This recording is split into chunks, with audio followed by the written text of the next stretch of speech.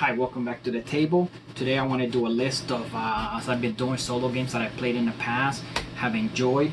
I just wanted to share that with you. Maybe there's some of interest here. And I always do these hoping that people kind of say, hey, look at this one too. And I kind of go down that rabbit hole and look into it, which I have a lot of free time, so I do enjoy looking into that.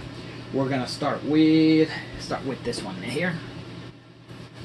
Flashpoint Fire Rescue. It is a pandemic style game where you're going around, you're a firefighter, you're going inside a building, taking out fires, rescuing things. You have different things to do in scenarios. It might be a little hard to find. I just have one or two expansions, I believe.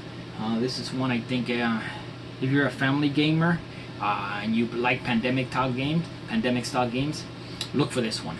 You should have this one. It's another alternative. It's got cool miniatures, it's got a cool theme, so do check that one out. Then we'll skip over to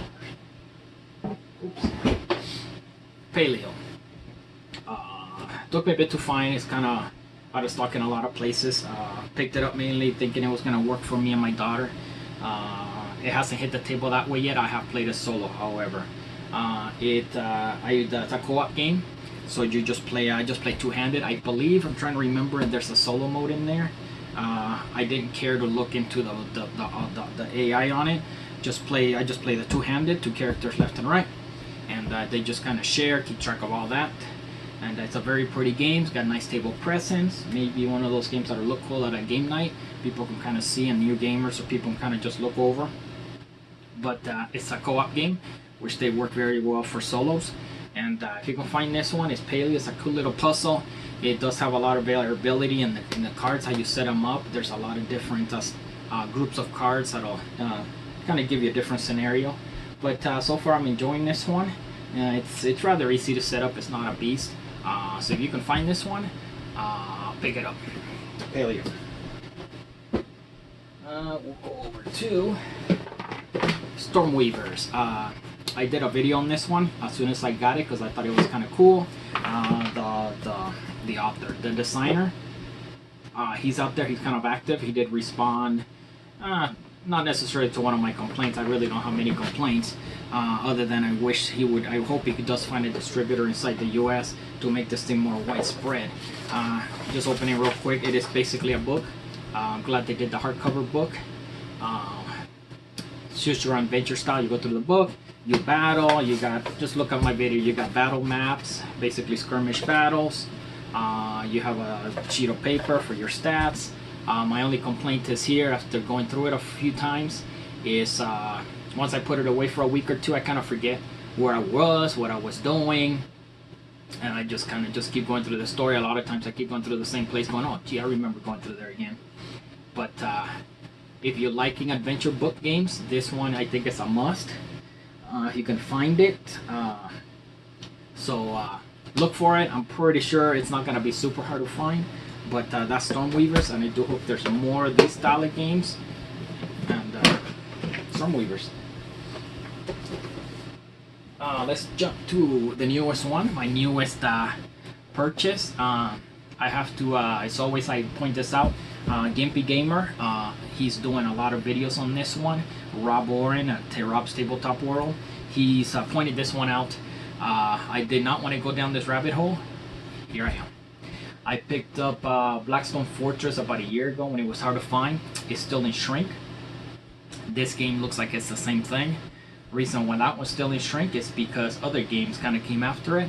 It just never got to the table. Eventually I'm going to get to it.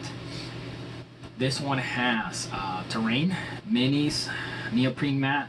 The terrain is cardboard. I was hesitant with that, but it works. Makes the game look real pretty.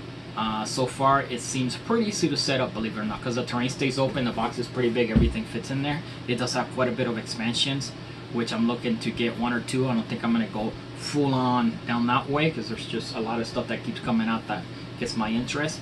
But this one is I'm looking forward to. I've played the initial scenario a few times. I still haven't managed to beat it. Seems like it's a race to the goal, but that is a skirmish type game where so far what I've seen. And I know there's a lot of story elements in it. There's a lot of bits and stuff to the game. So do get a little plain old box, put all your stuff in there. Anyways, that's core space if you're into dungeon crawl, something looking pretty. Pick this one up. It looks like it's a hit and miss in a lot of places, but you got the money, pick this one up. It looks very pretty. Talking about dungeon crawls, I got a couple more here. Lord of the Rings. This is one of the expansions. In short, it is an app-driven game. I have a TV right here that I screencast my apps. It's you just play the game here. This one, I'm liking this one. However, it seems like it might get repetitive. Seems to me so far from my place, you just have to run to the center, to what you're looking for. Just aim for that goal. Don't mess around. There's not much time to explore, or you're just not gonna make it. A ton of minis. The minis are easy to paint. I've been using a lot of the speed paints and the contrast. I do a video later on that, but I do a lot of painting. But this one's paint real easy. The game looks very attractive, and there's a lot of content here. You got a lot of minis, bits. If you're a dungeon crawler or anything that you like with the Lord of the Rings, I think this is a no-brainer. It's not that hard to find. The new expansion looks even cooler. Lord of the Rings, Journeys to Middle Earth. Then we'll jump to an oldie, Dungeon Quest. I do remember this game when I was little or younger, and I never got it back then. My parents just didn't buy these games. There were a lot of these GW games back then that looked pretty cool, and I'm slowly trying to pick them up for nostalgia reasons. This one, however, does get played. If you know anything about this one, it's a dungeon where you're basically designing your own dungeon, going in them, trying to get to the middle, take some gold, and get out. Good luck. It's one of those games I have yet to make it out, but it looks cool. You got a few minis there. It's a lot of cards. It's a lot of replayability, how the dungeon lays out. I'll never play this multiplayer. I'll never find a player for that. It's like war games around here. But plays good solo. Go through it, die, set it up, go through it. Basically, it's just set it up in the night. Try to see how far you can get. Dungeon Quest, I'm pretty sure it's going to be hard to find. I do wish FFG, Fantasy Flight Games, would do a reprint on this. I think it would be, they would sell. They're not going to be sitting there, do a semi-small print run, but I think this game has an audience out there, and a lot of people might be looking for it again. Dungeon Quest. If you can find it, look into it. Going on that road, Fallout. I was a fan of the video game. The board game came out. It was a little hard to find when it came out. It was an exclusive to a store. I think it was GameStop. I remember me having a hard time finding it. It's everywhere now. There's expansions. I think I haven't played it in a while. Pretty sure I have the new expansion that's supposed to make it I got Atomic Bonds, and I think there's a California one that's supposed to make it good for solo. Anyways, I got it here. It's got great minis. They paint real cool. Let me just pop this baby open. Most of my games with minis I put in these plain old boxes, because you can stick them out, small minis in there, tokens, and just play it out of the box. 1, 2, 3. There's only 5 minis. I like them, and it's plays well solo. It's a little tricky how to do the end game, how they do the points, the faction points, something like that.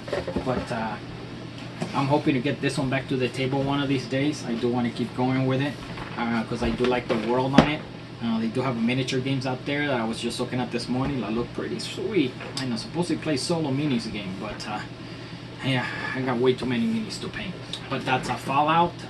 Expansions out there. I think from what I understand, they make it better solo. So if you're anywhere into this, look into it. It's not very expensive. Fallout.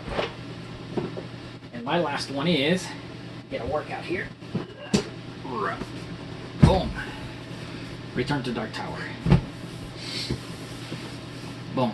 I did a little video on it where I think it works great if you find a Lazy Susan, put it out as a solo gamer. You can just, you don't have to walk around the table, just roll it. TV there, screencast it.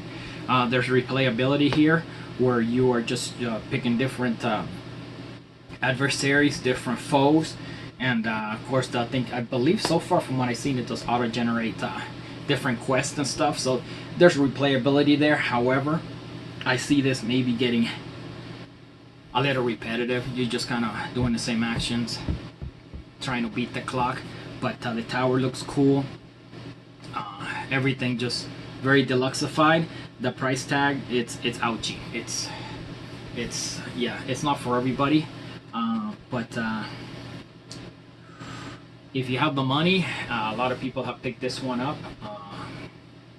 Look into it, to see how the video plays, see how the game plays, what I mean during videos. But if you can find it, I'm hoping they just kind of start making it, make another print run, which I'm sure they will. But I can't recommend this one only because of the hefty price tag. You really have to be able to justify it. And but if you can get it, it plays well solo. You can lay it out. It looks very pretty on the table. You can just lay it out here. I don't think my daughter, I was hoping my daughter would play it. We haven't. She likes the way it looks. She thought it was cool.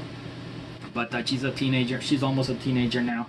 And we all know that slowly. We do still play games. She just doesn't like being in camera that often. And I understand that. With that being said, this is one of those games I don't think she was going to like. Because it would get too repetitive for her. She tends to like Euros.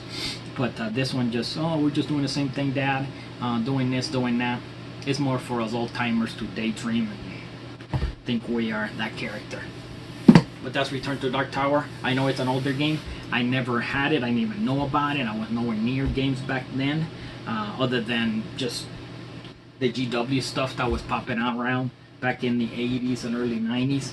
But this one was up there. I'm glad they made a reprint. It does look pretty sweet. I'm glad they went all out with this. And I do hope they keep this one in their catalog, because I'd hate to see this one to be super hard to find and people don't get to play it. So that's a list of games. Oh, before I stop, I wanted to show real quick a little tip. Put this off. I did a video on like little tips and stuff for games. I forgot to put one of the, probably the most useful is, I don't know if you can hear it, it's Velcro. In short, I put little Velcro strips here and here, at the bottom here, and that helps keep the boxes closed better than the rubber band method, because the games, you don't have the rubber band, they'll slide in easier into your shelf, and it keeps the game's box, the lids from flying open, and that keeps the contents in the box, especially some of these cards that start floating around. And what that is I got a big roll here I bought a while ago. It's thin Velcro, just clear. Don't get the thick one. I bought the thick one years ago, and it makes it bulgy. Just cut a little strip, put it on the side, cut the little strip, put it on the side, take the backing off, slide the box in, and then just it'll automatically adjust to where it'll touch the Velcro. I'm explaining myself.